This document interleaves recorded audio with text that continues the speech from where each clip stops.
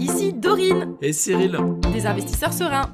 après plusieurs années de travail en tant qu'ingénieur, nous nous sommes lancés en investissement immobilier.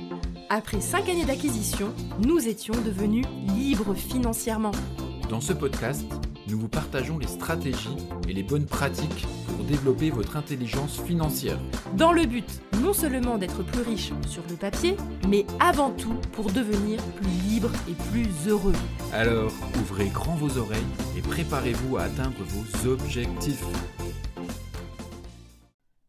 Les 4 erreurs typiques en négociation immobilière. Hello les investisseurs sereins, j'espère que vous êtes en pleine forme. Aujourd'hui, on va parler négociation. J'ai l'impression que ça fait longtemps qu'on n'en a pas parlé. Du coup, je me suis dit, on va faire un épisode dédié à ce sujet. Sachez que, pour moi, il y a vraiment 2 sortes de négociations. Il y a la négociation de marché, ok ? La petite négociation qu'on fait pour des petits produits pas très chers. Ça, je vous avoue, c'est pas mon truc, c'est pas là-dessus que je suis la meilleure. Mais bon, ça, c'est vraiment un domaine. Moi, tout simplement parce que je m'en fiche de payer 5 € ou 4 € un petit truc.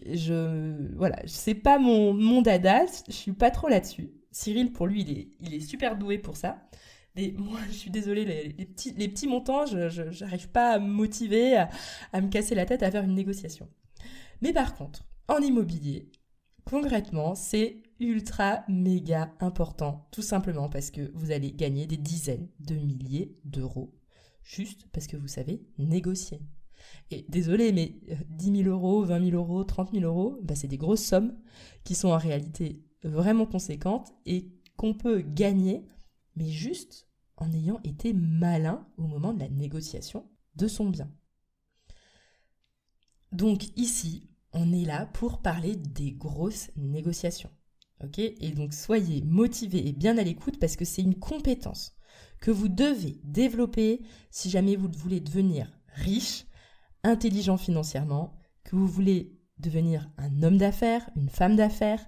La négociation, c'est la base pour exceller, ok ? Et s'enrichir.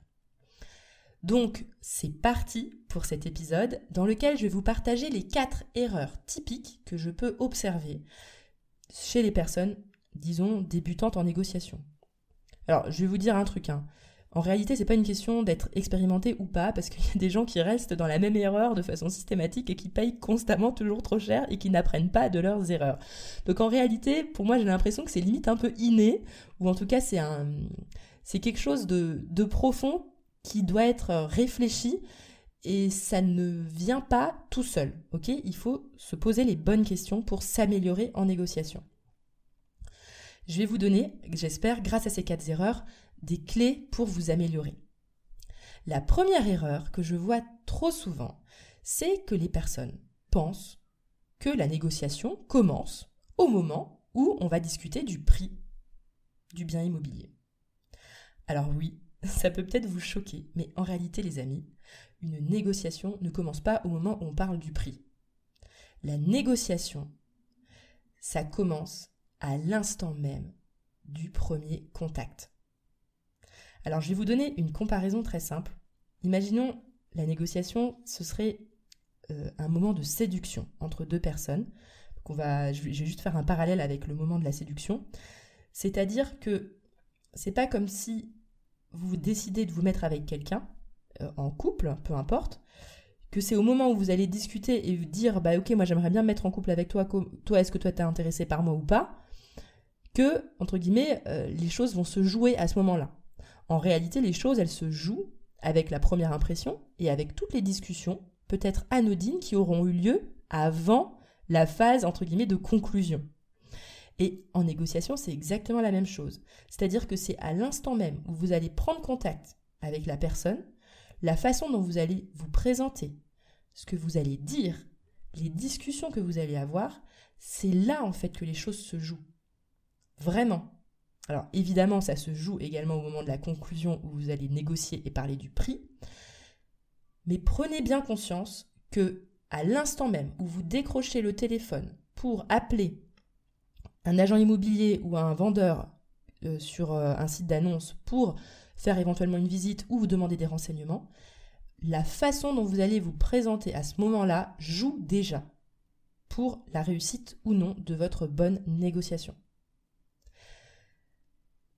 On va continuer avec les autres erreurs et peut-être que ça va vous donner des idées justement à comment faire bien les choses. Donc, la deuxième erreur typique qui concerne la négociation, c'est de ne pas suffisamment poser de questions et se renseigner sur la situation du vendeur. Il faut savoir qu'en négociation, pour être bon, il faut savoir se mettre à la place de l'autre et comprendre ses problématiques. Donc, vraiment, il faut que vous vous posiez tout un tas de questions et si jamais vous ne vous renseignez pas suffisamment et que vous n'avez pas les éléments, vous risquez de taper à côté. Les renseignements, par exemple, que vous pouvez avoir, alors on ne peut jamais vraiment savoir à l'avance qu'est-ce qui va être intéressant par rapport à la situation du vendeur. Donc c'est pour ça qu'il faut s'intéresser de façon globale à la situation du vendeur, essayer de réussir à trouver un maximum d'informations et grâce à ces informations, vous allez avoir des clés peut-être pour réussir à taper juste au niveau de la négociation. Par exemple, depuis combien de temps le bien est en vente ? Est-ce qu'il galère à le vendre ou pas ? Alors évidemment, on ne pose pas les questions comme ça, mais c'est les informations que vous voulez réussir à avoir. Est-ce qu'il a déjà eu des mauvaises aventures avec des précédents acheteurs qui ont lâché l'affaire parce qu'ils n'avaient pas le financement ? Est-ce qu'il est dans une situation émotionnelle difficile et il a envie de se débarrasser le plus vite possible du bien parce qu'il n'en peut plus, parce que voilà, ça lui pose problème de posséder ce bien ? Tout ça, en fait, il faut réussir à avoir ces éléments parce que vous saurez ou pas quels arguments vous pourrez présenter. Peut-être également que c'est une personne âgée qui n'a pas du tout envie de s'occuper de débarrasser les meubles à l'intérieur et le fait. Donc de noter ça et d'avoir compris que pour la personne, gérer également le débarras des meubles, etc. et des affaires, il n'en veut pas et ça le pèse de devoir organiser tout ça.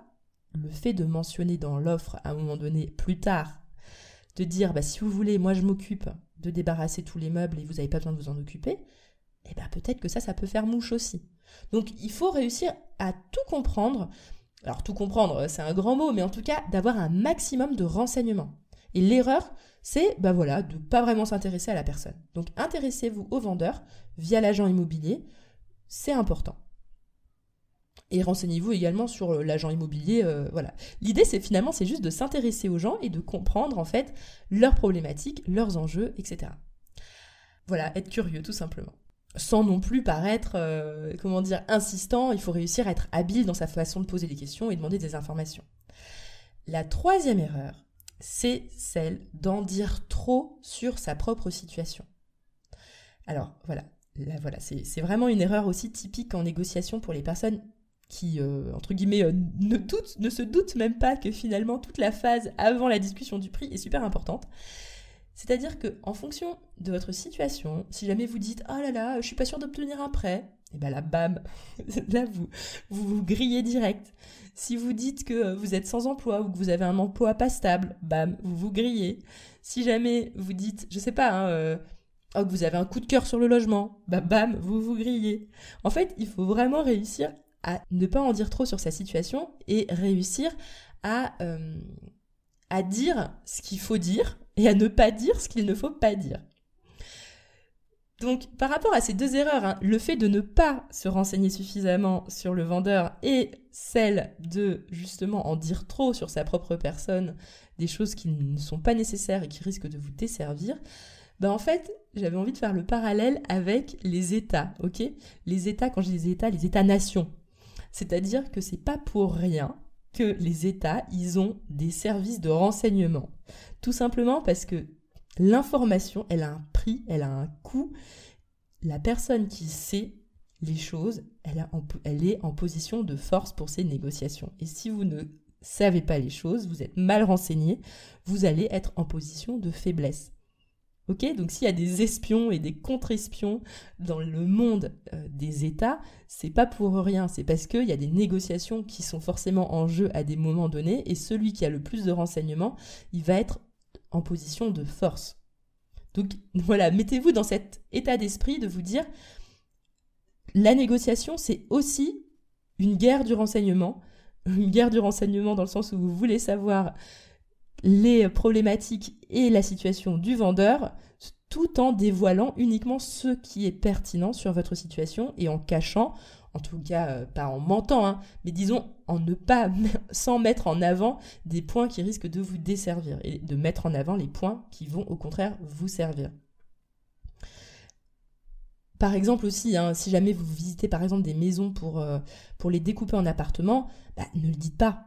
Vous dites juste que vous êtes là pour acheter une maison pour vous. Il n'y a pas besoin de faire miroiter le potentiel de rentabilité à la personne avec laquelle vous faites la visite. Après, la personne elle va se dire « Ah ouais, t'as raison, en fait, on pourrait le vendre plus cher le truc. » Non, il faut bien réfléchir à qu'est-ce qu'on dit. Ne parlez pas non plus de la découpe. Enfin, il y a plein de choses qu'il ne faut pas parler devant les vendeurs ou l'agent immobilier qui s'occupe de la vente. Je récapitule les 3 premières erreurs. Donc, il y avait le fait de penser que la négociation commençait seulement au moment de la discussion sur le prix. Et l'erreur numéro 2 et 3, c'est celle finalement de ne pas assez se renseigner sur le vendeur. Et la 3e erreur, c'est d'en dire trop sur sa propre situation. Donc ça, c'est vraiment la fameuse, l'enjeu sur les renseignements qu'on obtient et ceux qu'on donne de soi. Et la 4e erreur, qui est archi typique également, c'est vraiment, je l'entends, mais partout, c'est la peur de ne pas oser attaquer trop bas. Ça, c'est quelque chose de vraiment très répandu, même pour les résidences principales. D'ailleurs, tout ce que je vous dis là, c'est également valable pour une négociation pour sa résidence principale, que ce soit en locatif ou en... peu importe, ça revient strictement au même. Ce qu'il faut vraiment se dire, c'est que il ne faut pas se laisser piéger par la peur de perdre une opportunité parce qu'on aura fait une négociation où on aura démarré un prix trop bas.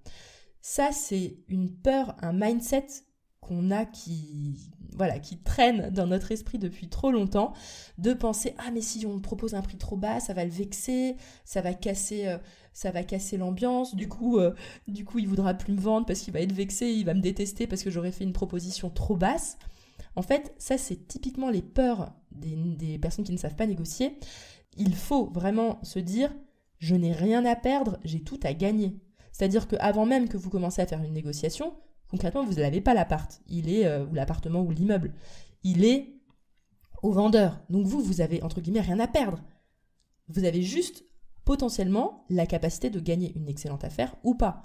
Donc, faire des offres agressives, c'est la base. Évidemment, il faut savoir bien la présenter, cette offre, savoir la justifier, entre guillemets. Bon, même s'il ne faut pas se mettre en posture de justification, mais disons, réussir à avancer les arguments pour expliquer le prix pour lequel on propose.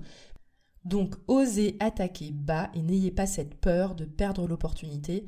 Il faut avoir un mindset d'abondance quand on négocie, d'être persuadé que si ce n'est pas celui-là, ce sera un autre.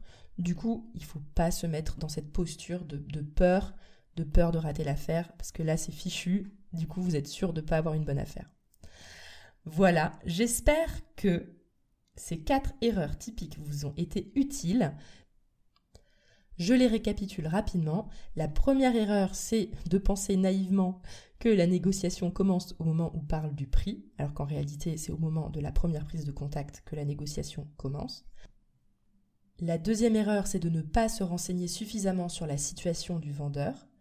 La troisième erreur, c'est d'en dire trop sur sa propre situation, ou en tout cas dire des choses qui ne vont pas vous aider pour la suite de la discussion. Et la quatrième erreur, c'est d'avoir peur d'attaquer trop bas au niveau du prix au moment justement où on essaye de conclure l'affaire. Voilà, j'espère que cet épisode vous a été utile. Je vous souhaite à tous une excellente journée. À bientôt! Et voilà, l'épisode du jour est terminé. Mais avant de finir, pense à t'abonner au podcast pour ne rater aucun épisode. Parce que nous sommes ici toutes les semaines, sans faute, pour t'apprendre non seulement à devenir plus riche sur le papier, mais surtout pour augmenter ta liberté. Et par la même occasion, je vous encourage vivement à y ajouter une note de 5 étoiles, parce que ça nous fait plaisir de savoir que le contenu vous motive et vous booste. On se retrouve la semaine prochaine pour développer votre intelligence financière. Merci beaucoup à tous et à bientôt. Ciao, ciao.